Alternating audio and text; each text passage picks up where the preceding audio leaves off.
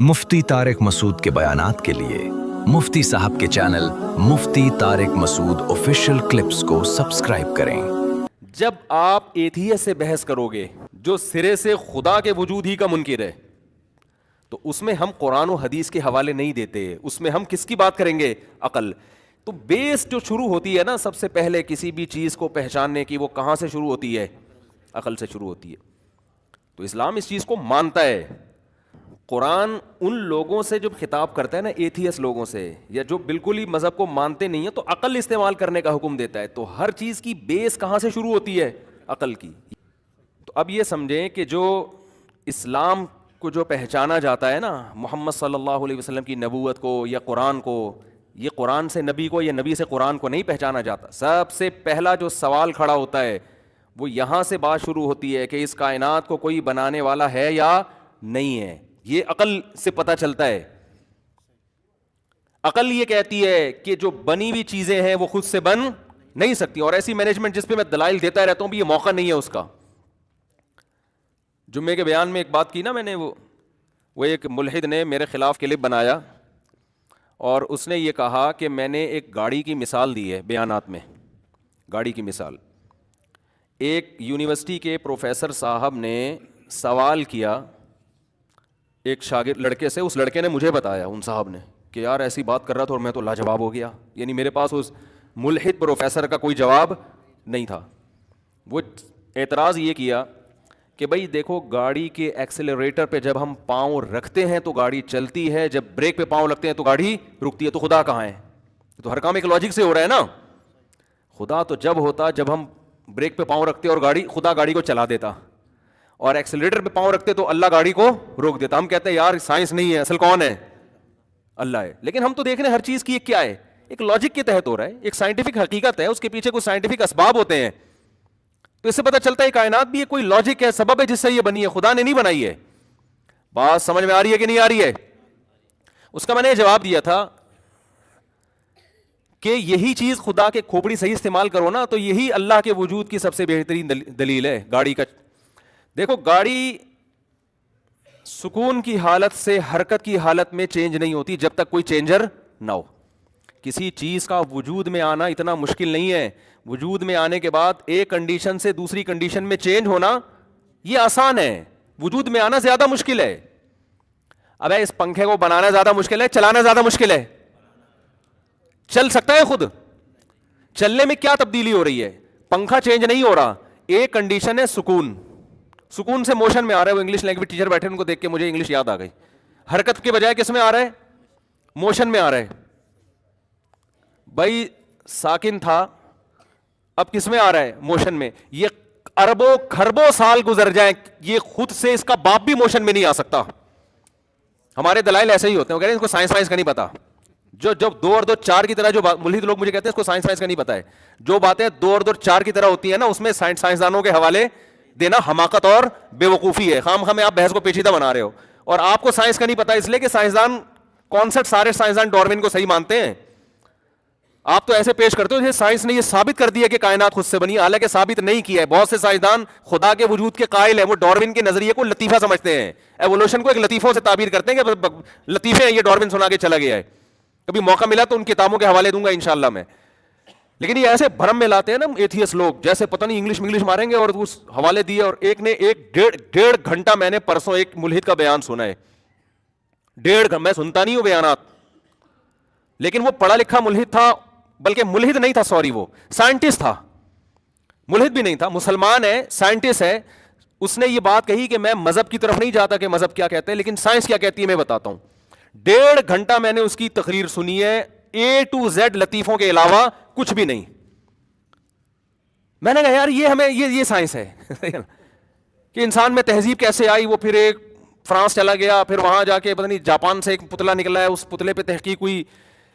فرضی کس سے؟ جب آپ نے فرض کر لیا ہے نا مفروضے، بھائی پتلا نکلنا مفروضہ نہیں ہے، لیکن پتلے کے بارے میں یار آپ اس طرح کی تحقیقات مارکیٹ میں لے آؤ تو یہ سارے مفروضے ہیں۔ اور میں نہیں کہہ رہا، یہ سائنسدان کہتے ہیں مفروضے ہیں، تحقیق نہیں ہے، یہ کوئی ثابت شدہ تحقیق سے میری مراد ثابت شدہ حقیقت نہیں ہے۔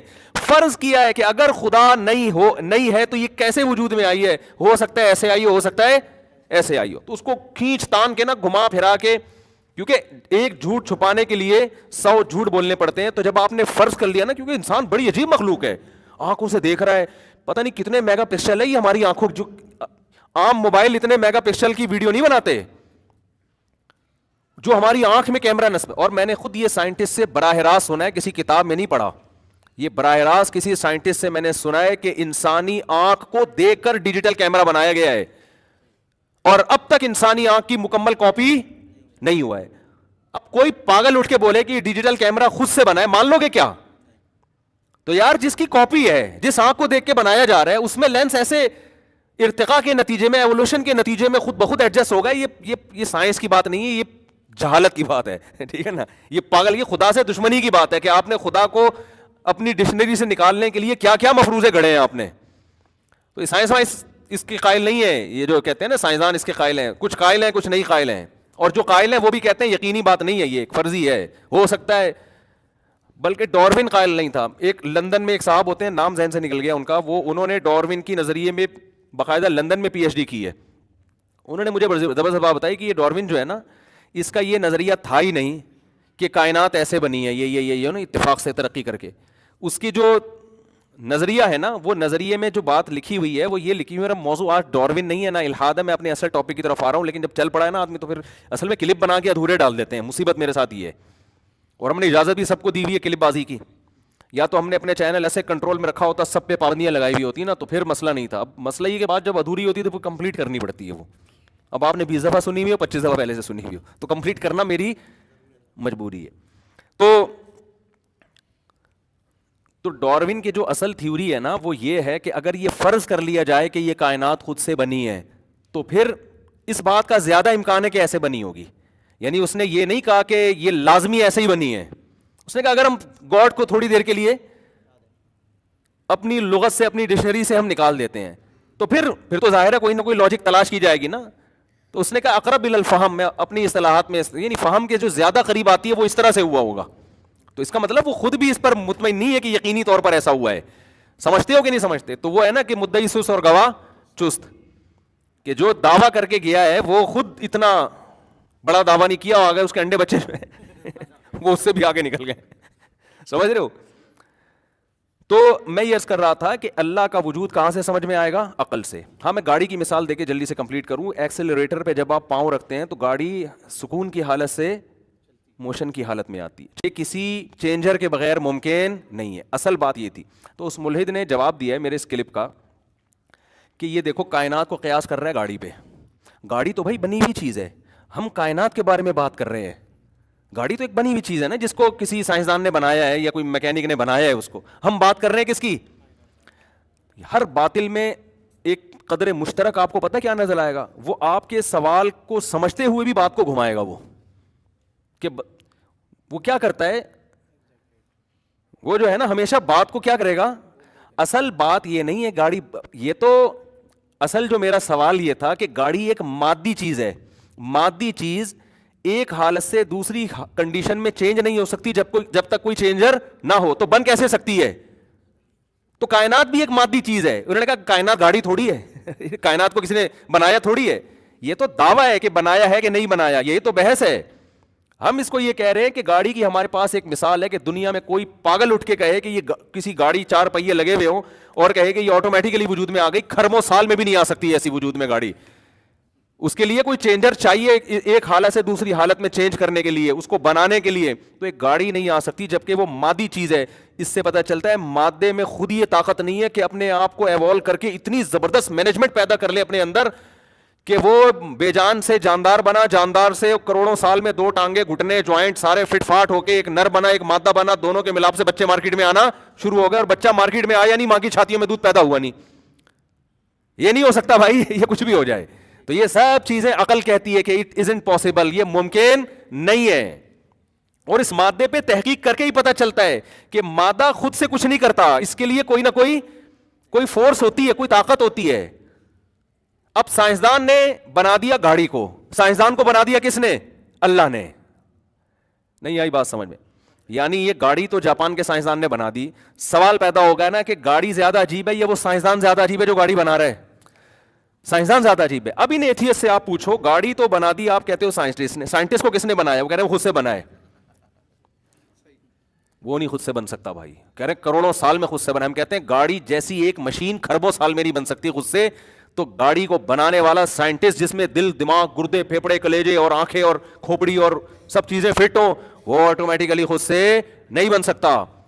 وہ کہتے ہیں ہو سکتا ہے اس کو کسی اور کوئی اور خلائی مخلوق دنیا میں بیٹھی ہوئی وہ بنا رہی ہو. چلو فرض کر لیا وہ بنا رہی ہے, اس کو کس نے بنایا؟ جتنا پیچھے جاؤ گے نا یہ سوال اور پکا ہوتا چلا جائے گا. تو یقیناً ایک ایسی ذات ہے جو کچھ کرنے میں کسی لاجک کی محتاج نہیں ہے. وہ کلمہ کن کی طاقت سے ایک دفعہ کام کر دیتی ہے, اس کے بعد پھر اس نے سائنسی اصولوں میں ہمیں جکڑ دیا ہے. سمجھتے ہو گے نہیں سمجھتے؟ یہ سارے لاز جو سائنس کے بنائے یہ بھی اسی نے بنائے ہیں, اسی کے پیدا کرتے ہیں, اسی کا. دیکھو ہم پانی پیتے ہیں پیاس بجھتی ہے, تو معدے میں جو ایسا سسٹم ہے نا کہ پانی پینے کے پیاس بجھے, یہ سسٹم کس نے بنایا ہے؟ یہ ایسے ہی مثال ہو گئی. آپ جب کمپیوٹر استعمال کرتے ہیں تو ایف کا بٹن دباتے ہیں, ایف لکھا ہوا آتا ہے. اب کوئی کہے یہ کوئی عجیب بات نہیں ہے, تو یہ تو ایف کا بٹن دبانے سے جو ایف لکھا ہوا ہے نا یہ پیچھے یہ سسٹم ہے. بھائی ہم مان رہے ہیں کہ سب چیزیں سسٹمیٹک ہیں. جب ایک پانی کا قطرہ ماں کے رحم میں جا کے انسان بنتا ہے سسٹمیٹک ہے, یہ سب ایک سسٹم کے تحت ہو رہا ہے. سوال یہ نہیں ہے کہ سسٹم کے تحت ہو رہا ہے یا بغیر سسٹم کے. اتنا پیچیدہ سسٹم خود سے کیسے بن گیا؟ نہیں آئی بات سمجھ میں؟ تو آپ کو اگر کوئی شخص اچھا موبائل گفٹ دیتا ہے, آپ دو لوگوں کا شکریہ ادا کرتے ہو, موبائل بنانے والے کا بھی اور موبائل دینے والے کا بھی. اب کوئی پاگل آ کے کہے کہ دینے والے کو ضرورت نہیں ہے, کوئی کمال نہیں ہے, موبائل یہ تو سسٹم کے تحت چل رہا ہے. آپ جو کال کرتے ہو نا اس میں, یہاں سے سیکنڈوں کے اندر آپ کی آواز ریڈیائی لہروں کے ذریعے پہنچتی ہے امریکہ, تو یہ سب ایک سسٹم کے تحت, اس میں شکریہ وکریہ نہیں بنتا. ابے کیا ہو گیا؟ وہ اس میں کوئی کسی کا شکریہ بنتا ہی نہیں ہے بھائی, یہ تو صرف لاجک کے تحت ہو رہا ہے کام. دیکھو موبائل میں وہ پھر آپ کو کوئی سائنسدان لے آیا, پھر وہ تھیوری اور وہ سارے نا ٹوپی ڈرامے شروع کر دیتے ہیں جو ملحد لوگ سائنسدانوں کی کتابوں کے نکال کے حوالے دینا شروع کر دیتے ہیں کہ یہ تو ایسے ہو رہا ہے, یہ تو اس لیے. ہم کب کہہ رہے ہیں اس لیے اس طرح نہیں ہو رہا ہے. یہ میں کہتا ہوں اگر مان لیا جائے نا ایوالو ہوا ہے, ایوولوشن کا نتیجہ ہے, تو یہ ایوولوشن کرنے والا بھی خدا ہے. سمجھ رہے ہو؟ اس نے ایسی صلاحیت انسان کے اندر رکھی ہے کہ وہ اپنے آپ کو بالفرض اگر یہ مان لیا جائے تو یہ وہ بھی اسی کی پیدا کرتا ہے, یہ خود سے نہیں ہو سکتا. تو آپ نے کیا کیا, موبائل میں آپ نے بٹن دبایا اور جناب پھپھو سے بات کر رہے ہو اپنی امریکہ. آج کل لوگوں نے چھوڑ دی ہیں پھپھو سے بات کرنا, اس لیے میں مثال دے رہا ہوں کہ کبھی تمہاری کوئی پھپھو چاچی امریکہ جاپان میں رہتی ہے تو فون کر لیا کرو, اس پہ خدا کا غضب آتا ہے. یہ جو قریبی رشتے ہیں نا ان کو اگر آپ نہیں جوڑتے, جو محرم رشتے ہیں خاص طور پر, ان کے بہت زیادہ حقوق ہیں. تو کبھی کبھار اپنی خالہ پھپھی کو, حضرت ابو ہریرہ رضی اللہ عنہ کا واقعہ ہے نا, انہوں نے بیان کر رہے تھے تو کہا کہ جو آدمی قطع رحمی کرتا ہے ہماری مجلس سے اٹھ جائے. ایک شخص گیا 2 سال سے اپنی پھپھی سے بات نہیں کی تھی اس نے, ان کو منا کے آیا پھر مجلس میں بیٹھا ہے. تو ایسے حالات ہوا کرتے تھے صحابہ کے زمانے میں. تو خیر اب اماں کو نہیں پوچھ رہے لوگ. تو آپ نے کیا کیا, موبائل میں وہ سائنٹسٹ لے آیا, سائنسدان لے آیا کہ بھائی یہ کوئی نہیں کر رہا, یہ کوئی جاپان کی کمپنی کا کمال نہیں ہے, یہ کوئی ایپل والوں کا کمال نہیں ہے, یہ کوئی سیمسنگ کا کمال نہیں ہے. کمپنی کو نہ پیسے دینے کی ضرورت ہے نہ شکریہ ادا کرنے کی ضرورت ہے. اصل مسئلہ یہ ہو رہا ہے کہ یہ تو سارا ایک سسٹمیٹک ہے بھائی. آپ بٹن دباتے ہیں کال کا تو یہ دیکھو پورا انجینئر بنا دیا نا اس نے آپ کو کہ یار یہ دیکھو یہ یوں ہو رہا ہے, یہاں سے لہریں نکل رہی ہیں, آپ کی آواز ان لہروں پہ سوار ہوگی, اس میں شکریہ. تو ہم یہی کہیں گے ابے یہ سب کچھ تو ایک سسٹم کے تحت ہو رہا ہے. اتنا خوبصورت سسٹم کیا موبائل نے خود ڈیزائن کیا ہے؟ کیا ایپل فون ایک دن صبح سو کے اٹھا اس نے کہا آج میں, یا پہلے وہ ترقی کی ہے اس نے ایپل نے, ایک دن اٹھا تھا تو شیشہ تھا, کروڑوں سال گزرے تو وہ عجیب سا شیشہ بن گیا, کھربوں سال گزرے اس میں کچھ چیزیں بھی آ گئیں, پھر کیمرے آ گئے اور آج ایسا ہو گیا. یہ نہیں ہو سکتا. سمجھتے ہو کہ نہیں سمجھتے؟ تو کیمرہ نہیں ہو سکتا میرے بھائی. کیمرے کو بنانے والا انسان جس نے اپنی آنکھ کی نقل ماری ہے. چائنا جب کوئی چیز بناتا ہے تو پہلے جاپان مارکیٹ میں لاتا ہے, چائنا کاپی کرتا ہے. آپ کاپی کو دیکھ کے کہہ رہے ہو کہ یہ خود سے نہیں ہو سکتی, اوریجنل کو دیکھ کے کہہ رہے ہو یہ خود بخود وجود میں آئی ہے. اور یاد رکھو ایسی خوبصورت مینجمنٹ کہ آنکھوں کے جو کیمرے ہیں نا یہ 2 لینس ہیں. 2 لینس جب تک بہت پراپر ورنیئر کیلیپر کا نام سنا ہوگا آپ لوگوں نے نا, جس میں ایڈجسٹمنٹ بہت ہی اشاریہ میں جا کے ہوتی ہے, 0.001 سینٹی میٹر کو بھی اس میں ناپا جاتا ہے. تو انسانی دونوں آنکھوں کی جو ایڈجسٹمنٹ ہوئی ہے نا, ماں کے پیٹ میں جو پانی گیا ہے نا اس پانی میں ایسے سافٹ ویئر ڈلے ہوئے تھے کہ روٹی کھانے سے جو آنکھ بن رہی ہے وہ ایسی تمیز سے لگ رہی ہے کہ وہی تمیز سے آنکھیں دنیا میں آتی اور بڑھاپے تک اسی ایڈجسٹمنٹ کے ساتھ رہتی ہیں. ذرا سی وہ ایڈجسٹمنٹ آگے پیچھے ہو جائے تو آپ کو ایک کے دو نظر آنا شروع ہو جاتے ہیں. اور بھائی یہ ایڈجسٹمنٹ یہ آٹومیٹیکلی نہیں ہو سکتی. اور اتنی خدا کی قدرت کے تو ایسے دلائل ہے کہ انسان, آج میں نے جو عشاء کی نماز میں تلاوت کی ہے, افلا مجھے فوراً وہ الحاد والے لوگ یاد آ رہے تھے, افلا ينظرون الى الابل كيف خلقت, کیا انداز ہے قرآن. ارے تو کیا دیکھتے نہیں ہو اونٹ کی طرف کیسے بنایا گیا. افلا, آ کا مطلب کیا, فا کا معنی تو, یہاں درمیان میں ایک لفظ محذوف جب حذف ہوتا ہے نا تو پھر قرآن یہ الفاظ استعمال کرتا ہے. دیکھو تو کا لفظ اردو میں جب استعمال ہوگا تو اس سے پہلے کوئی جملہ ہوگا, اس کے نتیجے میں ہم تو کہیں گے, ایسے ہی خام خامے تو نہیں کہیں گے. جس میں آپ کو پانی مانگنا ہے, آپ کا تو پانی لا کے دے دو, آپ بولو گے ایسے؟ کہے گا تو کا کیا مطلب, پانی لا کے دے دو یہ بولو آپ, ایسا ہی ہے نا. لیکن تو کا لفظ وہاں استعمال ہوگا جہاں اس سے پہلے کوئی لفظ کوئی جملہ کہا گیا ہو. مثال کے طور پر آپ کہتے ہیں کہ بھائی شدید گرمی کی حالت میں بھی پانی نہ پیو, کسی نے بول دیا یہ شدید گرمی, یا چلو میں اپنی مثال دیتا ہوں جو میرے فلسفے بھی آ جائے گا مارکیٹ میں. اور لوگ کہتے ہیں کہ اس زمانے میں دوسری شادی مت کرو معذرت کے ساتھ. میں یہاں بولوں گا تو کیا یہ ان عورتوں کو بم سے اڑا دیں ہم, یہ جواب دوں گا نا. ابے تو کیا بیوہ عورتوں کو کہاں ٹھکانہ دیں ہم, یہ جواب دوں گا نا. دیکھو 4 شادیاں بھی آ گئیں اور الحاد پہ رد بھی ہو گیا, ٹھیک ہے نا. اللہ کا شکر ہم اپنی چیز ہر جگہ سے لے آتے ہیں. اب یہاں میں تو کا لفظ کیوں استعمال کر رہا ہوں, ایک پیچھے ایک سینٹینس ہے اس کے ملا کے یہ تو بنے گا, ورنہ تو اس یہ تو کہتے ہیں نتیجے کے طور پہ, یعنی جس کا نتیجہ تو یہ نکلے گا کہ بھئی یہ اس کا مطلب پھر یہ سب بیکار ہے, ان کو شور کی ضرورت ہی نہیں ہے. تو یہاں بھی قرآن کیا کہہ رہا ہے, الا ينظرون الى الابل كيف خلقت, یہ نہیں کہہ رہا قرآن الا ينظرون, آ کا مطلب کیا, لا ينظرون نظر سے نکلا ہے, یہ لوگ نہیں دیکھتے اونٹ کی طرف, كيف خلقت کیسا عجیب بنایا ہے ہم نے اس کو. یہ خود خدا کے وجود کی ایک دلیل ہے. تو قرآن نے بیچ میں فا کا لفظ داخل کر دیا, افلا تو کیا, اس کا مطلب پیچھے ایک جملہ موجود ہے, لیکن قرآن اس کا تذکرہ اس لیے نہیں کر رہا کہ اتنا واضح ہے کہ اس کا تذکرہ کرنے کی ضرورت نہیں ہے. کیا مطلب, کیا تم خدا کے وجود کا انکار کرتے ہو تو کیا دیکھتے نہیں اونٹ کو کیسے بنایا گیا ہے؟ نہیں آئی بات سمجھ میں؟ تو یار اس اونٹ کو دیکھ کے بھی تم کہتے ہو خدا نہیں ہے, یہ آٹومیٹیکلی ریگستان میں ایسی چیز وجود میں آ گئی. ایک ایک چیز اس کی ریگستان کے حساب سے ڈیزائن کی گئی ہے, ایک ایک چیز. صحرائی جانور ہے, گردن لمبی, کیونکہ ریگستان میں گھاس پھوس. ابھی ہم تھر گئے نا, اتنے لمبے لمبے اونٹ وہ اوپر سے کھا رہے ہیں نا, بڑے آرام سے اوپر سے جھانک رہے ہیں محلے پڑوس میں جا کے. ہم نے کہا یار وہ ظاہر ہے صحراؤں میں نہیں اتنی گھاس پھوس لگی ہوتی, اونٹ کو اپنے آپ کو زندہ رکھنا ہے, اتنی لمبی گردن, اتنی لمبی گردن, وہ جناب اوپر سے کھا رہا ہے.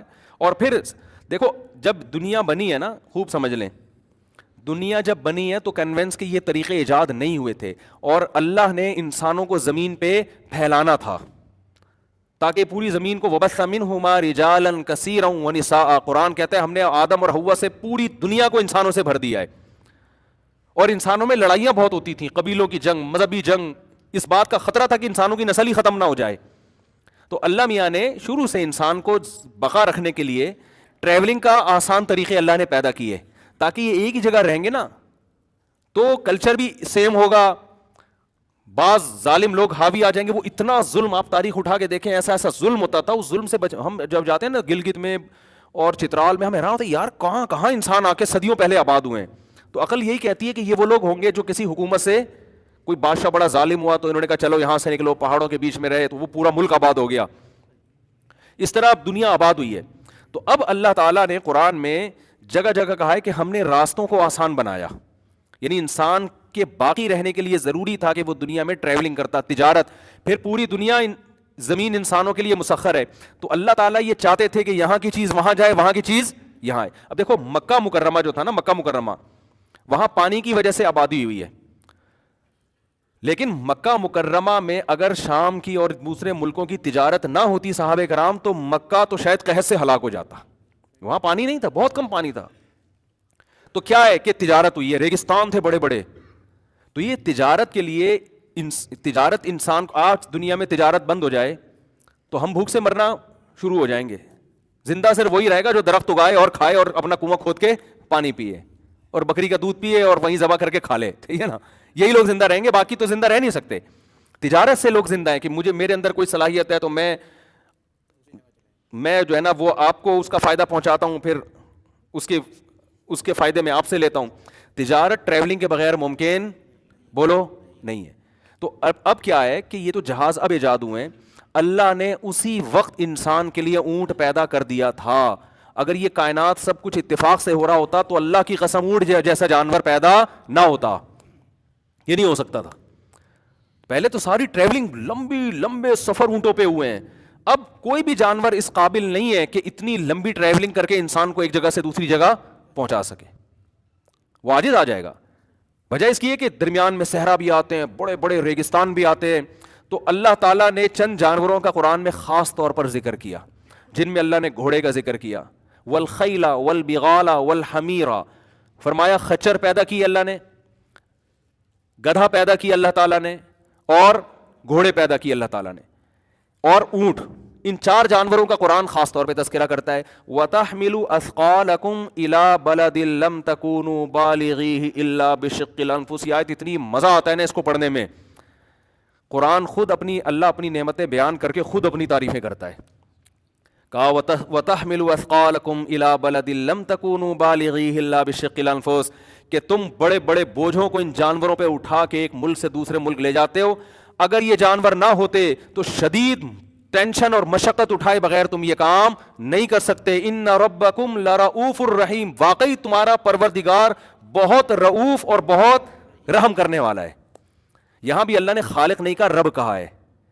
رب کسے کہتے ہیں؟ پالنے والا. اس کو تمہاری ضرورتوں کا علم ہے. اس کا مطلب اللہ کو انسان کے بارے میں پتا تھا کہ بھائی اس کو ٹریولنگ بھی کرنی ہے, کچھ جانور ایسے پیدا کرو جو لوڈ اٹھانے کے کام آئیں, کچھ تیز رفتار دوڑنے کے کام آئیں, کچھ جانور ایسے ہونے چاہیے جو صحراؤں میں کئی مہینے بھوک اور پیاس کے بغیر گزارا کریں. تو ایسے جانور اللہ نے پیدا کر کے کہا کہ ان ربکم, یہ خود سے نہیں ہو رہا, جو تمہارا پروردگار ہے نا پالنے والا, اس میں دو صفات ہیں, وہ رحم بھی کرتا ہے انسانوں پر, اور انسانوں پر رؤوف کا معنی بھی یہی ہے, بہت زیادہ انسانوں پر مہربان ہے. وہ کتنی بڑی دلیل تھی, آپ نے اسی دلیل کو کہہ دیا یہ اتفاق سے ہو رہا ہے بھائی.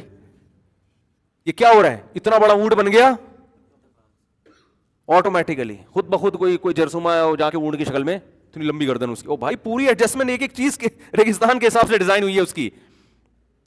تو اب اس میں کیا ہے؟ لمبی گردن.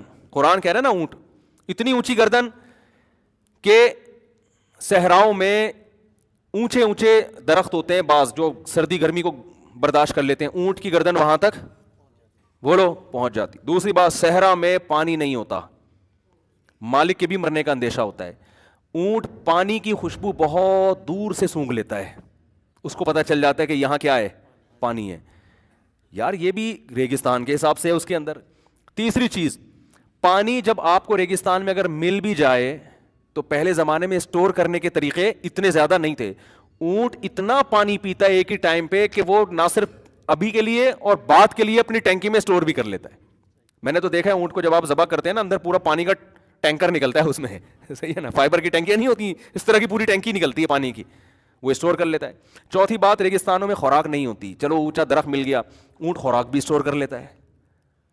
عجیب بات ہے یا نہیں ہے؟ کھائے گا جتنا ضرورت ہے باڈی کو لگائے گا, باقی کیا کرے گا؟ اسٹور کرے گا. پانچویں بات, اونٹ کے پاؤں ریت میں دھستے نہیں ہیں, ایسے پلین پاؤں ہوتے ہیں, ریت میں دھستے نہیں ہیں. چھٹی بات, ریت میں ہوائیں چلتی ہیں, آپ کے لیے چلنا پھرنا مشکل ہو جاتا ہے. اونٹ ایسا جانور ہے جس کی آنکھوں میں ریت پھنستی نہیں ہے, اس کی آنکھوں میں آنکھیں ایسے خوبصورت انداز سے ڈیزائن کی گئی ہیں نا, اس میں ریت نہیں پھنستی. اور پتہ نہیں اونٹ پہ تو پوری کتابیں لکھی گئی ہیں.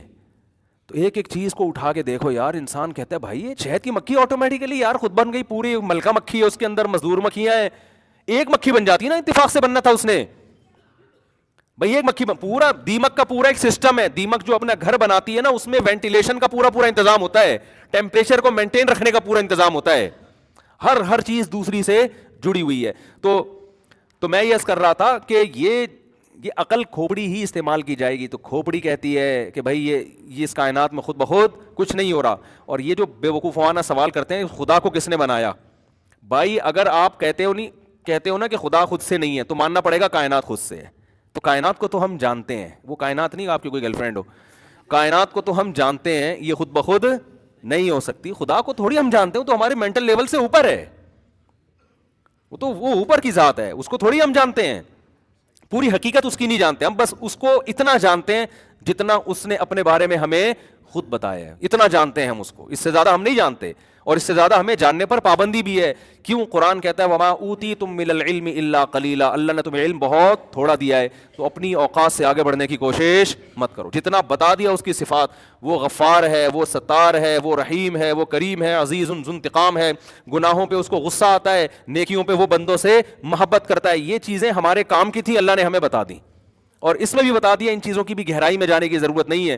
مثال کے طور پر ہم جب کسی سے محبت کرتے ہیں دل نرم ہو جاتا ہے, سوال پیدا ہوتا ہے اللہ محبت کرتا ہے, کیا اس کا بھی کوئی دل ہے جس میں نرمی پیدا ہوتی ہے؟ ہمیں پابندی لگا دی, بھائی اللہ کو مخلوق کی صفات پر قیاس نہ کرو, جتنا بتایا ہے اتنا مانو, اس سے آگے مت جاؤ. اور اس میں یہ سب عقل بھی یہی کہتی ہے کہ اس سے آگے جانا جائز نہیں ہے. تو اسلام کو پہچاننے کے لیے بیس قرآن یا نبی صلی اللہ علیہ وسلم نہیں ہے, بیس کیا ہے؟ بولو, عقل ہے.